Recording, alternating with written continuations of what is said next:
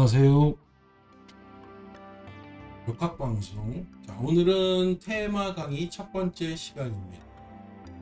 예고 영상대로 테마 강의는 우리 역학방송에서 이제 다방면의 주제에 걸쳐 주로 이제 역학에 관련된 것이겠지만 그런 단락단락 하나의 소제목 또는 소주제를 가지고 한 편 또는 두 편, 그래서 두세 편 내지는 길지 않게 이렇게 단락을 지어서 여러분들에게 내용을 심도 있게 전해드리는 그런 시간이 되겠습니다. 그래서 첫 번째 시간으로서 우리가 이제 지금 사주 명리학을 강의하고 있는데 그 사주 명리학의 어떤 형성 과정 그리고 역사적으로서 언제 또 어떻게 이렇게 변천해 왔는가를 살펴보는 시간이 되겠습니다.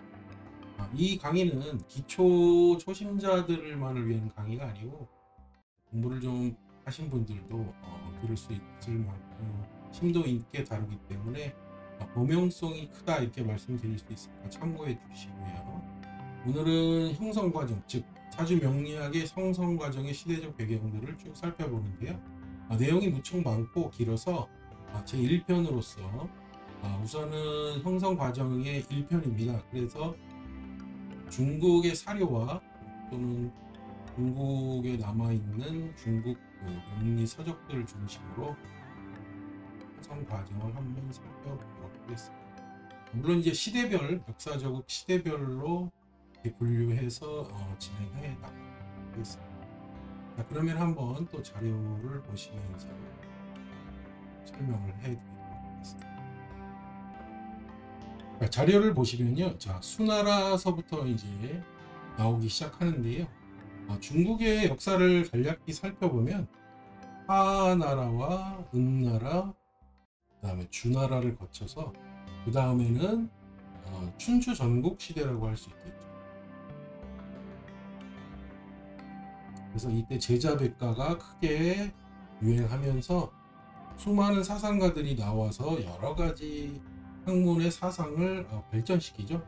그래서 공자를 위시한 유가 사상이라든가 법가라든가 다양한 제자백가들의 시대가 됐겠죠.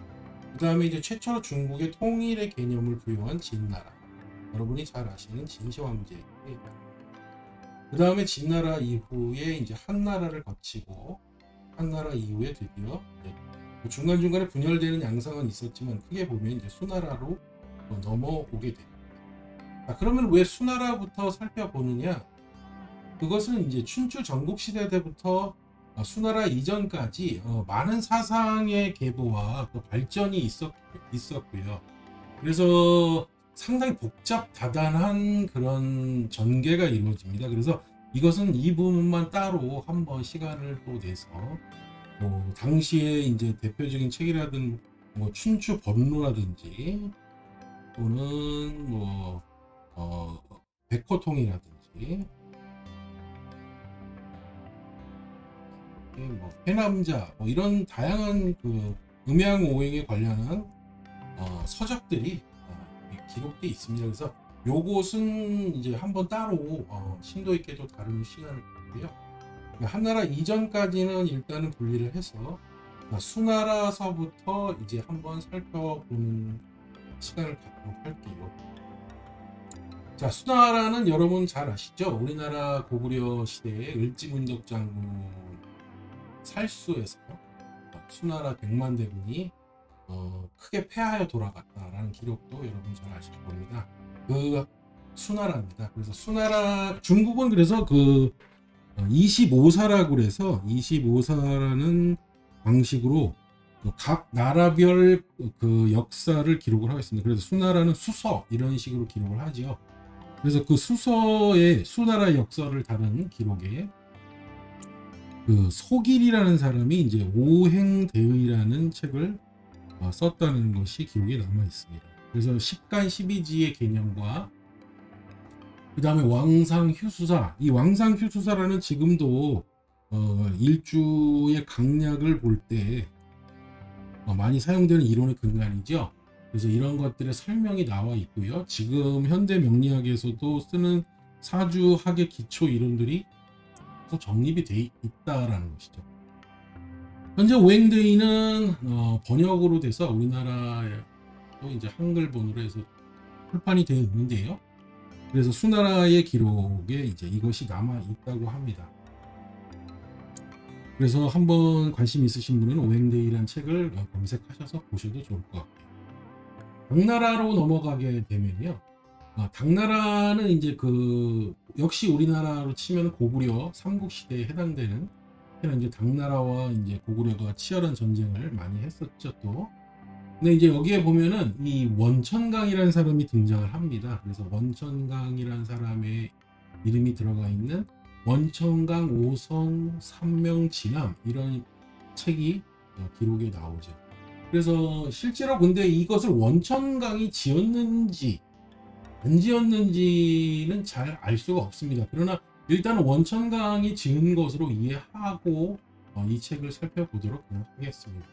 그다음 그래서 여기 내용을 보면은 사주란 용어를 최초로 사용을 하였다라는 기록이 나옵니다. 근데 이제 이 사주라는 용어를 최초로 사용하는 거에 대해서는 서거이라는 사람이 썼다는 말 또는 이어중이라는 사람이 썼다는 말도 있는데요. 설은 동등하지만 원천강이 먼저 쓴 것이 아니냐 하는 그런 내용도 있습니다. 추가해서 이 원천강은 원래 그 관상을 잘 보는 사람이라고 했어요. 그래서 이후에 그 천문학자 또는 풍수지리가라고 할 수 있는 이순풍이라는 사람과 함께 이 추배도라고 하는 그 예언서를 남긴 것으로도 유명하죠. 그래서 이것은 이제 그림도 같이 들어있는데요.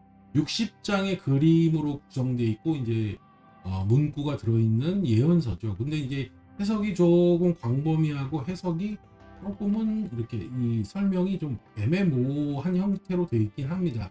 그런데 이제 당나라의 당태종 이세민이 이 민심을 흉흉하게 한다 해서 금서로 지정한 이후에 이제 중국에서는 내놓고 이것을 출판해서 전승하거나 그러진 못했다고 합니다. 그래서 상당히 오랜 기간 이 책이 전해지지 못하다가 근래에 와서 이제 이 책의 그 판본인 그 금판본으로 이제 명말에 있었던 그 명나라 말 또는 청나라 초 때쯤에 어떤 금판본으로 이제 책을 판본을 정리해서 책을 다시 내놨다고 하는데요.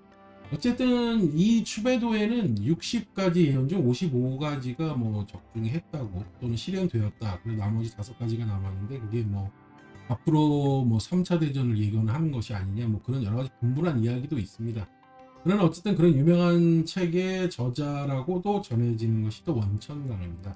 그래서 실제로 그 원천강은 거기 좀 보시면 책 그림 표지를 제가 해놨는데 바로 이 원천강 책입니다. 그래서 원천강은 우리나라의 이제 고도서 자료가 있는 곳에서 구하실 수는 있긴 있는데요.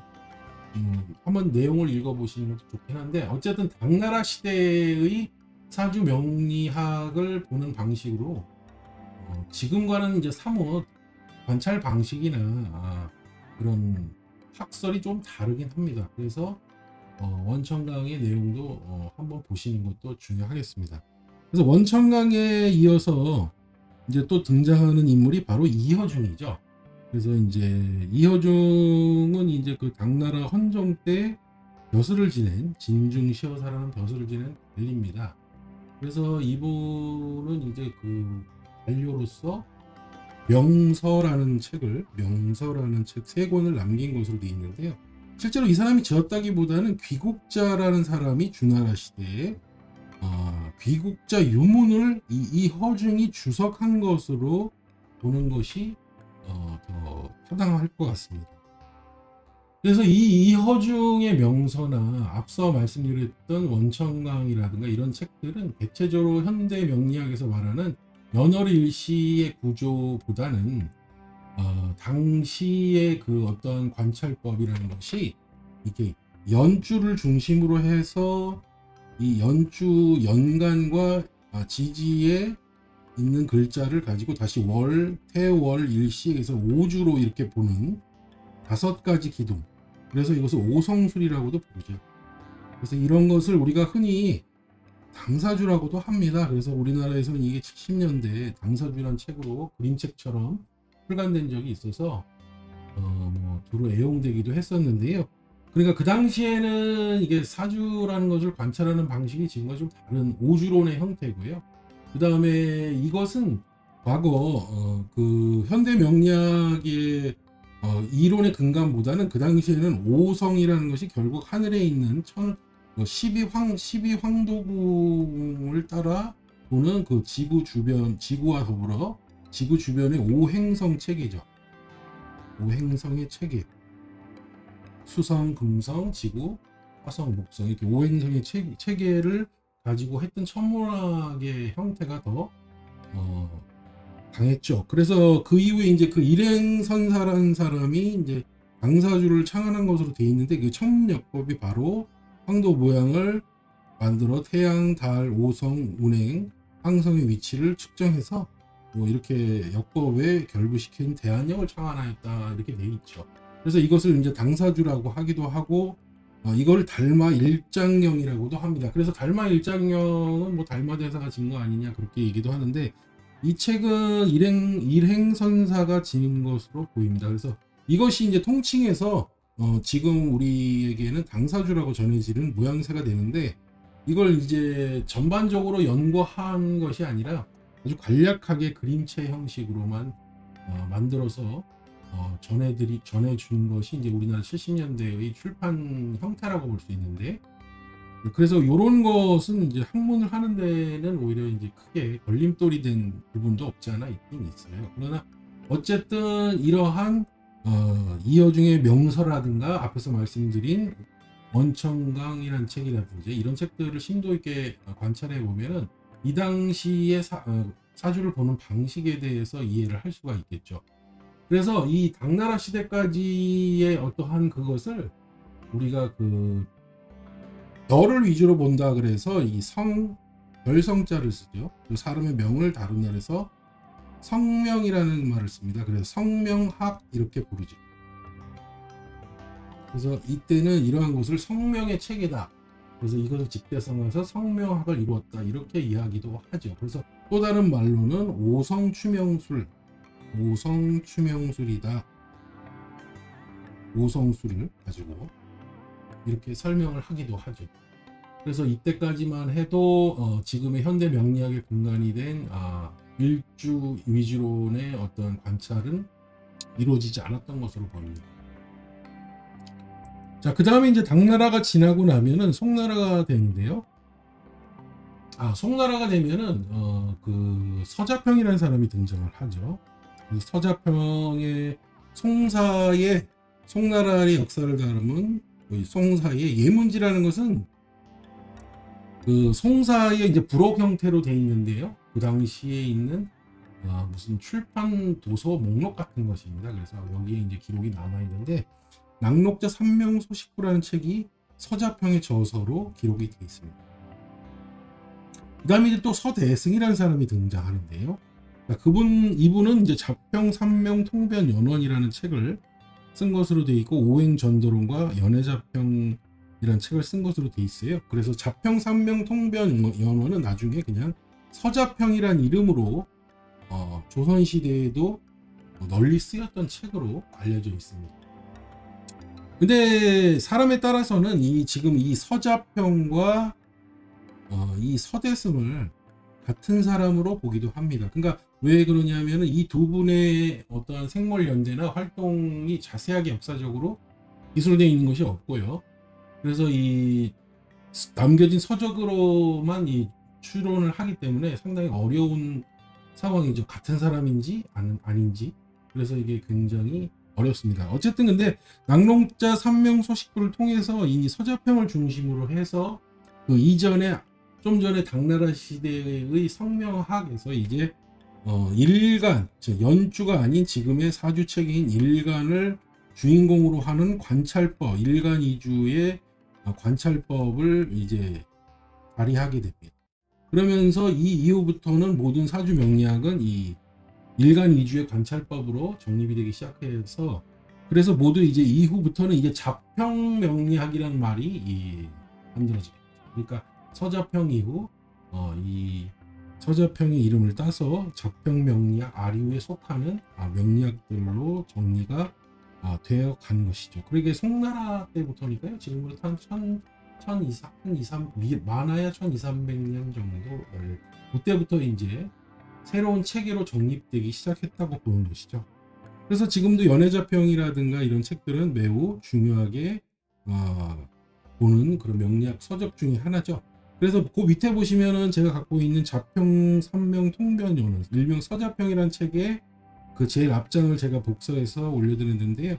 그래서 고서본을 복사한 것이라서요. 여기 보시면 요 부분이 이제 자평 삼명 통변연원이라고 이제 제목이 나와 있으면 이제 거기에 대한 설명이 이제 시작되기 시작하는데요. 실물로 보면은 책을 다 알아볼 수는 있는데요. 복사를 하다 보니까 사진에서는 좀 검게 나왔네요. 그래서 이 책도 이제 나중에 한번 우리 조선시대의 그 경국대전에 나와 있는 고시, 음양과 시험을 보는 고시 과목으로 되어 있기 때문에 한번 살펴보도록 하겠습니다. 그 다음에 이제 원나라가 되면 이제 원나라 시대는 이제 이 몽고죠. 몽고. 징기스칸이 중국을 통일하면서 다시 송나라가 멸망하고 원나라가 이제 지배하면서 당시에 이제 야율초제라는 사람, 야율초제는 몽고의 징기스칸의 그 책사라고 합니다. 그래서 이 야율초제가 야율초제서를 남겼다고 하는데요. 그 다음에 여기를 성평회라고 나오는데요. 그래서 여기 성평이 뭐냐면 앞에서 말했던 그 성명학의 그 성, 그러니까 천문 관측법이죠. 그리고 또는 점성학이라고 할 수 있는, 그러니까 평자는 자평의 평입니다. 성평. 그래서 이 성평이 서로 합쳐진 내용이 이제 성평회가 되는데요. 그래서 칠정사염의 오성술 체계를 같이 이게 두루 다루고 있는 책이다라고 전해지고 있고요. 그 다음에 금당허실서라는 책 배대 위에 송로질의 음양 보감 극백통서가 이제 원나라 시대 책으로 알려져 있습니다. 자, 그 다음에 이제 원나라가 막을 내리고 이제 명나라가 들어서게 되면은 명나라의 개국을 한 주원장을 도와서 개국을 할 때 이제 개국 공신 또 책사죠. 유배곤이라는 사람이 이제 그 적천수를 쓴 것으로 알려져 있는데요. 자, 이 적천수는 명나라의 또 예문지에 기록되어 있는데 그 원전은요, 삼명당 적천수라고 써 있습니다. 그리고 거기에 원전에는 동도라는 사람이 지은 것으로 되어 있습니다. 그래서 유배곤이 이것을 주석을 다른 것으로 이해하기도 하는데요. 실제로 이 내용을 살펴보게 되면요, 적천수의 내용에 원전의 이 원문이 있고요. 그 밑에 원주라고 하는 주가 달려 있습니다. 근데 이제 이런 기술 방식은 약간 좀 상식적으로는 이해가 안 가는 것이죠. 저자가 자기가 원문을 쓰고 거기에 대한 설명을 하면 되는데 원문을 놔두고 또 자기가 원주라고 다는 경우는 굉장히 드문 예죠. 그런 걸로 봐서는 동도란 사람의 원문을 유배곤이 주를 다른 것을 원주라고 쓴 것으로 보입니다. 그래서 실제로는 유배곤이 주를 다른 것으로 보는 것이 더 합리적이라고 생각이 됩니다. 근데 어쨌든 이런 적천수는 지금까지도 이제 생극제와의 가장 이론의 가장 근간이 되는 그런 기록으로 남아 있어서 이후에 많은 후학들이 이제 청나라 시대에 오면 여기에 주해석을 달면서 활발한 출판물로 다시 또 주해석서들이 쏟아져 나오기도 하죠. 유배곤은 이후에 김은둔과 비급대전이라는 책도 남겼다고 합니다. 이 책은 이제 우리가 김은둔갑이라고 하는 역학의 학문이 있는데 그 학문의 이제 책이 되겠습니다. 주로 이제 내용을 보게 되면은 김은둔갑을 공부해 보시면 알겠지만 연국기문과 홍국기문이 같이 존재하는데요. 주로 김은둔갑 비급대전에는 연국기문에 대한 설명이 많습니다. 그래서 중국 쪽 그 기록은 이 연국기문을 더 중시하는 경향이 있고요. 우리나라에서는 이제 홍국기문이라 해서 숫자 체계, 수리 체계를 더 비중 있게 다루고 있는데, 그래서 우리나라는 홍국기문을 더 중심으로 살펴보는 경향이 있죠.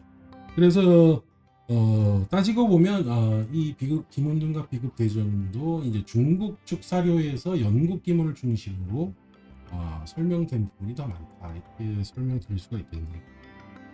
그다음 명나라 시대 또 대표적인 저서 중에 이 신봉통고라고 되어 있습니다. 신봉통고. 근데 이제 여기 보시면 명리정종이라고 되어 있죠. 자, 이 사람은 이제 장신봉이라는 사람인데 장남이라고도 부르거든요. 근데 이제 장신봉이다 보니까 장신봉의 이름을 신봉통고 이렇게 돼 있고 신봉통고 명리정종이 맞습니다. 그래서 나중에 이제 대만에 우리 현대에 와서 이천이라는 사람이 이제 교정을 했다고 하는데요. 여기에 보면 이제 오성체계라고 해서 앞서서 말씀드린 오성체계, 그리고 이제 이후에 이제 격국이나 여러 가지 신설들도 설명을 했고요. 허자 이론 등도 설명을 해서 허자, 보이지 않는 글자가 사주에 작용한다, 그런 이론이죠. 그래서 아주 격국 중에서도 아주 특이한 이격들을 많이 설명해서 무슨 비천 농박격, 무슨 정란착격, 자요사격, 이런 다양한 보기도 드문 격들을 설명하면서 그 이론이 이제 그 허자론의 근간이 되기도 했는데, 그래서 당시에는 굉장히 허황된 이론이라고 했었는데 실제로 활용해 보면 허황되지는 않습니다. 그래서 사용될 부분들이 꽤 많고, 그래서 연구해 볼 가치가 충분히 있다고 판단되는 그런 책입니다. 자, 그 다음에 또 나오는 것이 이제 만민영이라는 사람이죠. 만유고 또는 이제 만민영, 명나라 말인데요. 삼명통에 12권이 있고요.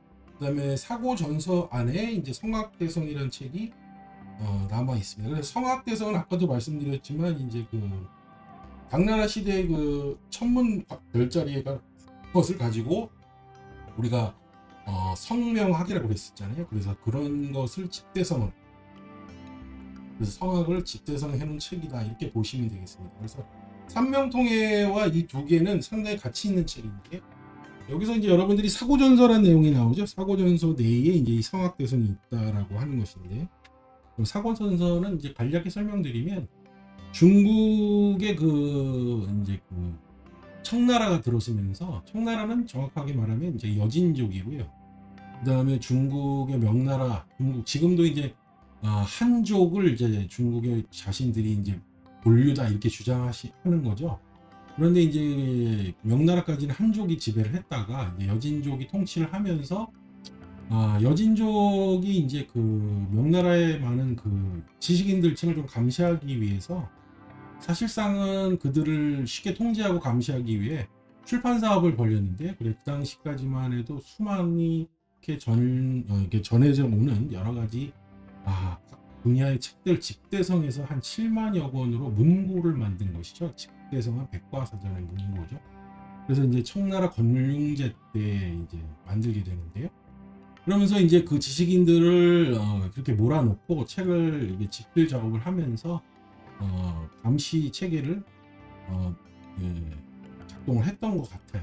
그러나 어쨌든 그 과정에서 이런 책들을 집대성해서 대도서관 같이 이렇게 문고판을 만든 것이죠. 그래서 동서남북 4군데에 배치를 했다고 하는데요. 그 중에서 이제 전쟁 이런 것으로 소실되고 이제 하나만 남아서 나중에 이 공산화되면서 대만으로 그것을 장개석이 가지고 가시죠. 그래서 거기서 이제 새롭게 출판을 해서 석수사고전서라고 또 재편해서 현대에서 내놓기도 했는데요. 어쨌든 그 사고전서라는 것에 이 삼명통해와 성악대성이 이제 기록으로 남아 있고 실제로 책이 들어가 있습니다. 자, 그 다음에 그 청나라로 넘어오게 되면요. 그 청나라는 그 많은 그 썰들 또는 학문적인 여러 가지 전승 과정에서 발전을 가져오게 됩니다. 참 여기서 요 전에 하나 더 말씀드리고 가야 되겠네요. 청나라 이전에 이제 그래서 명나라로 오게 되면은 명나라까지 설명드린 내용 중에서, 그래서 아까 말씀드린 대로 이제 그 당나라까지의 그 학문 전승 과정을 고법이라고 하는 체계로 넣고요. 그 다음에 이제 당나라 이후 송나라서부터 이제 그 이후까지를 새로운 그 신법의 체계로 이렇게 이해하시면 좋겠습니다. 그래서 당나라 때까지의 고법 체계는 이제 그 연주를 중심으로 해서 연간의 천간은 록이라고 부르고, 그 다음에 지지는 명이라고 하고, 그 나부 모행을 사용해서 이제 보게 되는 방식으로 해서 농명학이라고도 부르고, 아까 말씀드린 성명학이라고도 불렀죠. 그래서 지금은 사용하지 않는 나부 모행을 또 활용했고요. 그 다음에 사주가 아닌 오주 체계로 봤다, 이렇게 보시면 되겠고요. 그 다음에 신법 체계에서는 이제 드디어 송나라를 중심으로 일간 위주의 관찰법으로 변형이 되고요. 그래서 그것이 이제 완전히 정립이 되면서 이제 육친에 대한 이론이 활발하게 발전해 나갔고요. 그 다음에 이제 나부모행을 취용하지 않게 되죠. 그래서 고법 체계에서는 쓰던 나부모행을 버리고 이제 새롭게 이렇게 육친 체계로 활용을 하게 됩니다. 그 다음에 이제 고법 체계에서는 공부를 해보신 분들은 알겠지만 수토가 공존하는 12운성의 이론을 채용합니다. 그러나 현대에서는 12운성은 화토가 동궁을 쓰죠. 그래서 화토 일체로 따르는 이론을 채택하는데요. 그것은 신법인 체계로 넘어오면서 수토 공전설이 화토 공전설로 이렇게 변경되게 됩니다. 그래서 이런 것들이 많이 달라진 것들이죠. 그래서 어쨌든 여러분들이 이제 공부하시는 현대 명리학의 기본적인 골간은 이 신법 체계의 송나라 이후부터 등장한 이론 체계를 확대 발전시킨 것이다, 이렇게 보시면 되겠습니다. 자, 청나라로 넘어오면요. 이제 청때는 이제 여기 보시면 이제 진소함이라는 사람이 이제 명리학원과 적천수 지묘라는 책을 쓴 것으로 되어 있죠. 명리학원은 그래서 육친론의 한계의 비판과 신쌀과 외격의 무용론을 주장했고요. 격국과 용신 등의 이론을 간단한 하나의 공식으로 합쳐 놓으려 공식화하였습니다. 그러니까 이제 여러 가지 신쌀이나 외격 체계의 내용들보다는 격국과 용신, 억부의 용신의 억생극제와 이론을 서로 합치려고 노력을 했던 것이죠. 그래서 이제 이런 용신론을 강하게 주장을 하는 쪽으로 이론을 전개했고요. 그 이후에 이제 심효첨이 자평진전이라는 책을 내놨죠. 그래서 자평진전은 드디어 원령을 중심으로 해서 그 격국을 정하고 그걸 통해서 이제 격국 용신과 용신의 변화에 따라서 그 격국이 사주 원국의 어쩐 틀이다. 즉 이 사람은 무슨 일을 할 것이다, 또는 무슨 직업을 할 것이다, 인생의 어떤 틀이다라는 것을 제시하는 이제 격국론의 이론을 제시하게 됩니다. 그래서 현대 명리학에서 격국론은 이 자평진전을 통해서 거의 이루어지는 경우가 많은데요. 그래서 이것도 이 당시 청때의 자평진전을 근간으로 지금까지 활용되고 있습니다. 자, 그 다음에 임철초의 적천수 천미도 유명한데요. 여기에서는 이제 또 적천수 원전에다가 줄을 또 달아서 임철초만의 이론으로 또 이제 전개를 해서 줄을 달았는데, 특히나 여기에는 이제 억부를 가장 중심으로 이제 놓고 억부 용신을 가지고 모든 것을 설명하려고 굉장히 노력을 했습니다. 그 다음에 또 한 가지, 또 신쌀은 부정했고요. 종격, 즉 외격 사주로 많이 치우치죠. 그래서 이 적천수 천미를 보다 보면은 사주가 조금만 한쪽으로 치우치면 다 종하는 거 아니냐라는 그런 종병에 걸린다, 이렇게 얘기도 하는데, 그래서 조금 그런 이론들이 많이 제시됐고요. 특히나 여기에서요, 그러니까 아버지를 보통 우리가 편제를 부친으로 아버지를 보죠. 근데 이 책에서는 아버지를 똑같이 엄마인 인수로 설명합니다. 그다음 남자에게 자식은 관성인데요, 여기서는 똑같이 여자처럼 자녀를 식상으로 보는 이론을 제시합니다. 그래서 인륜을 중시하면서 어떻게 아버지를 극하냐 그러면서 이렇게 설명하는데, 이게 이제 맞으면 좋은데요, 실제로 임상에서 보면 그게 적용이 되지 않는 경우가 많습니다. 그래서 현재로서는 아버지는 편제로 보고 이제 남자한테 자식은 관성을 자식으로 보는 것이 일반적인 육친법이죠. 그래서 이게 좀 오류라고 볼 수 있습니다.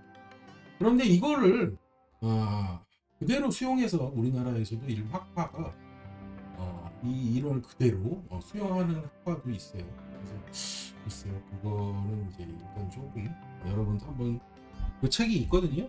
근데 한번 보시기 바랍니다. 그 다음에 여기에는 이제 모든 것을 주로 그 생극자 이론의 용신법으로 이제 다 해결을 하려고 하는데요.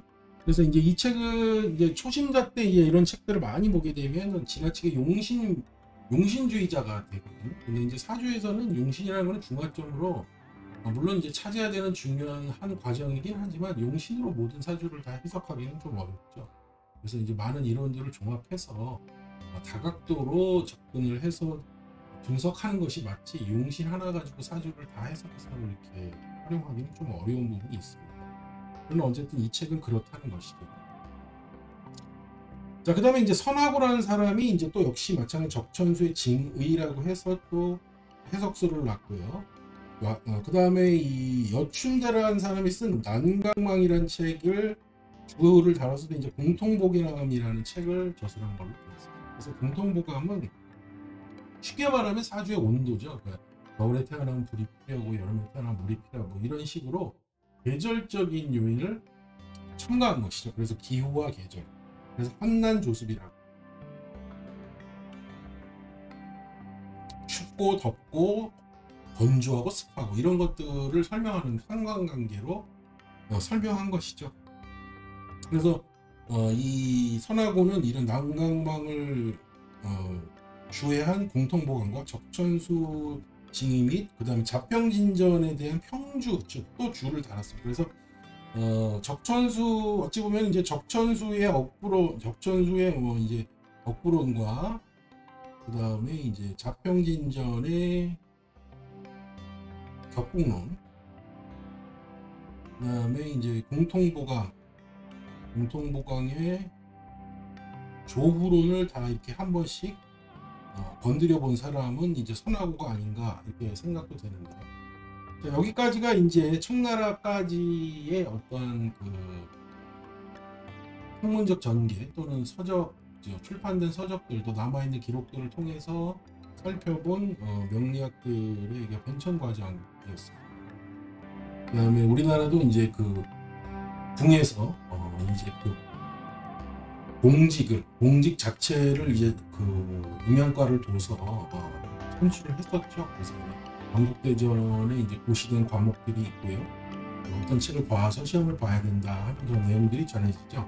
그래서 이제 다음 시간에는 이제 우리나라의 역학의 발전사에 대해서 한번 명리학의 어떤 전승 과정이나 이런 것들을 살펴볼 건데요. 그래서 우리나라 경국대전에 나와 있는 그런 사료책 이름을 중심으로 한번 살펴보도록 하겠습니다. 그래서 오늘은 중국 쪽에 이제 남아있는 책들을 중심으로 한번 훑어볼게요. 다음 시간에는 이제 이 편은 우리나라 조선조의 이제 건국대전 내에 남아있는 기록되어 있는 책들을 중심으로 한번 살펴보도록 하겠습니다. 지금까지 방송 사주명리학의 형성과정의 시대적 교육원칙 1편이었습니다. 다음 시간까지 안녕히 계십시오.